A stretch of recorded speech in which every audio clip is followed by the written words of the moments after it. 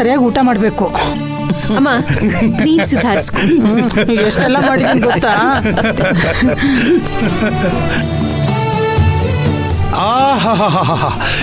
ಎಷ್ಟು ಚೆನ್ನಾಗಿ ಪ್ಯಾಕ್ ಮಾಡಿ ಕೊಡ್ತಾ ಇದ್ದೀರಾ. ನಾವು ಇಬ್ಬರೇ ಟೂರ್ಗೆ ಹೋಗಿದ್ದಿದ್ರು ಇಷ್ಟೆಲ್ಲ ವ್ಯವಸ್ಥೆ ಮಾಡ್ತಾ ಇರ್ಲಿಲ್ಲ ಅಲ್ವೇನೆ ಲಲಿತಾ? ಇಷ್ಟಕ್ಕೂ ನಾವು ಕರ್ನಾಟಕ ಬಿಟ್ಟು ಬೇರೆ ಹೊರಗಡೆ ಸುತ್ತಾಡಿದೀವಿ ಹೇಳಿ. ಆ ಬಾಬಾ ಅಂದ್ರೆ 1-2 ವಾರ ಸುತ್ತಾಡಿರ್ಬಹುದು ಅಷ್ಟೇ.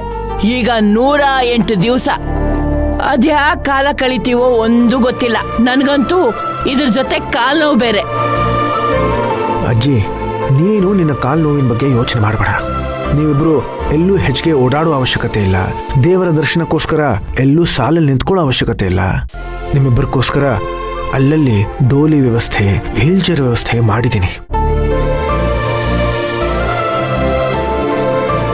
ಅಷ್ಟೇ ಯಾಕೆ, ನಿಮ್ಮಿಬ್ಬರಿಗೋಸ್ಕರ ದೇವರ ವಿಶೇಷ ದರ್ಶನಕ್ಕೂ ವ್ಯವಸ್ಥೆ ಮಾಡಿದ್ದೀನಿ. ಮಾವ, ಏನವೆಲ್ಲ ಬಂತು ಇದರಲ್ಲಿ? ನಿಮ್ hotel booking details, special passes ಎಲ್ಲವೂ ಇದೆ. ತಗೊಳ್ಳಿ. ಹಾಗೆ ತಾತ, ಸೂಟ್ ಕೇಸ್ ಸೇಫ್ಟಿ ಬಗ್ಗೆ ನೀವು ಯೋಚನೆ ಮಾಡೋ ಅವಶ್ಯಕತೆನೇ ಇಲ್ಲ. ಬೀಗ ಹಾಕೋದು ಬೇಡ. Number lock system. Number lock ಮಾಡಿದ್ರೆ ಸಾಕು.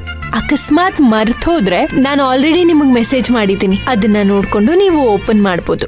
ಎಲ್ರೂ ಇಷ್ಟು ಕಾಳಜಿ ವಹಿಸಿ ಎಲ್ಲ ವ್ಯವಸ್ಥೆ ಮಾಡ್ಕೊಡ್ತಾ ಇದ್ದೀರಾ. ನಂಗಂತೂ ತುಂಬಾ ಸಂತೋಷ ಆಗ್ತಿದೆ.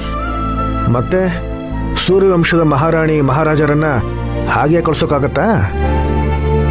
ನೀವಿಬ್ಬರು ನಮ್ಮೆಲ್ಲರ ಜೀವ. ನೀವಿಬ್ಬರು ಸಂತೋಷವಾಗಿ ಹೋಗಿ ಬಂದ್ರೇನೆ ನಮಗಿಲ್ಲಿ ನೆಮ್ಮದಿಯಾಗಿ ನಿದ್ದೆ ಬರೋದು. ತಾತ,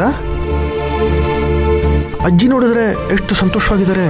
ನೀನ್ ನೋಡಿದ್ರೆ ಯಾಕೆ ಬೆಚ್ಚಮೋರೆ ಹಾಕೊಂಡಿದ್ಯಾ? ಅದೇನಿಲ್ಲ ಕಣೋ,